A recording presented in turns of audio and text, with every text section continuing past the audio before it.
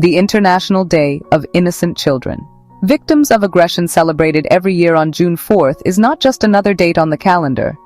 It is a moral mirror that reflects our world's most painful contradiction, that the most innocent among us continue to suffer the gravest injustices. This is a day that forces us to pause, not in celebration, but in reflection, to confront the truth that millions of children around the world are not free to dream, not safe to grow, and not protected as they should be. The origins of this day date back to 1982, during the height of the Lebanon conflict, when horrifying images of children being killed and maimed shook the conscience of the international community. In an emergency session, the United Nations General Assembly passed a resolution to recognize the suffering of Palestinian and Lebanese children. Over time, the observance expanded to all children globally who suffer from physical, emotional, and psychological abuse due to war, domestic violence, exploitation, and systemic neglect. As the UN declares, this day is to acknowledge the pains suffered by children who are the victims of physical, mental, and emotional abuse, irrespective of where they live in the world. Let us be candid. The numbers are not just alarming, they are unbearable. According to UNICEF, more than 1 billion children experience some form of violence every year. Every 5 minutes, somewhere in the world, a child dies due to violence. Over 426 million children live in conflict zones. As per Save the Children, in conflict areas, 1 in 6 children is living near armed groups or military forces. This isn't just data. Each statistic represents a soul, a child with laughter, with imagination, with potential. Aggression against children is not confined to any one nation, continent, or community. It comes in many forms. Armed conflict and war. Children in war zones are often collateral damage in political battles they did not start and cannot understand. From Gaza to Sudan, from Myanmar to Ukraine, children have seen their families killed, their homes reduced to rubble, their schools destroyed.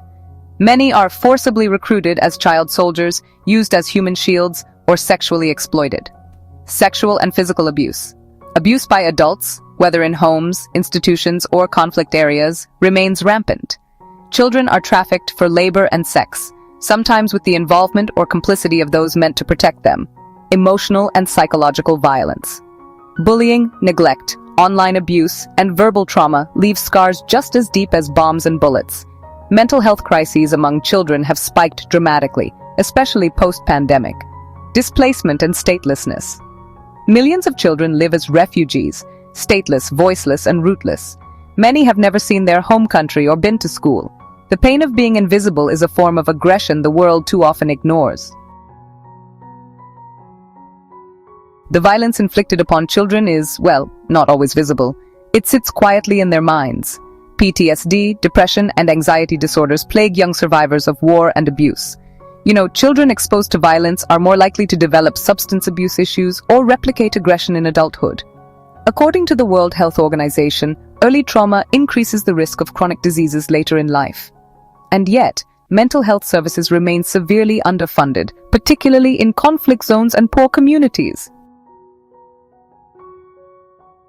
There is no shortage of legal instruments to protect children. The UN Convention on the Rights of the Child from 1989 is the most widely ratified human rights treaty in history.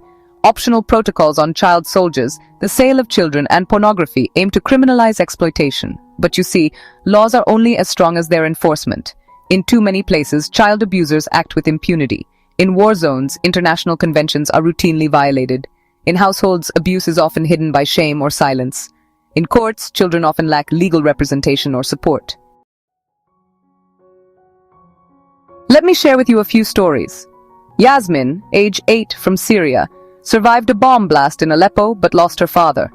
Her school was destroyed. She now lives in a refugee camp, teaching younger children how to read using scraps of books she salvaged from rubble. Then there's James, age 13, from South Sudan. He was abducted at 10 and forced to fight with the militia. Rescued by UNICEF at 12, he now says, "I want to become a teacher so children don't have to live like I did." And Meena, age 12, from India, was rescued from domestic servitude in Delhi.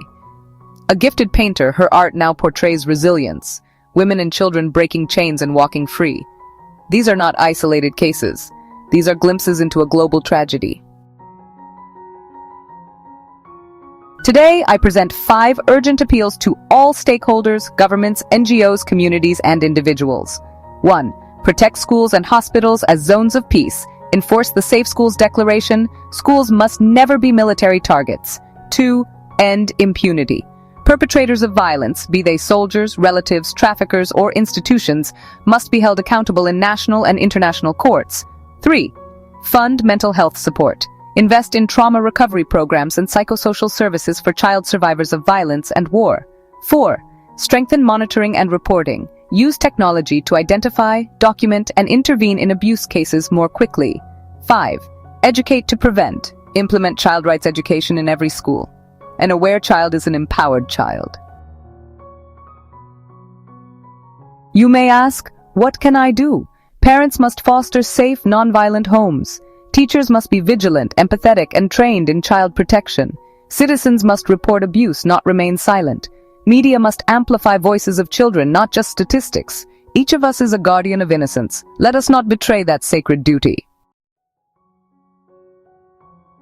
Let us now take a moment to remember those children whose cries never reached the world, whose hopes were extinguished before they were spoken, and whose names were lost in the noise of war and silence of apathy.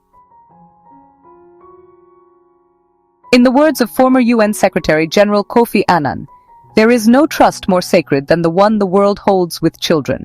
Let this day not be just a commemoration, but a catalyst for action. Let us build a world where children are protected not just in principle, but in practice. A world where aggression has no place near the soul of a child. Let their innocence be their strength, not their burden. Thank you.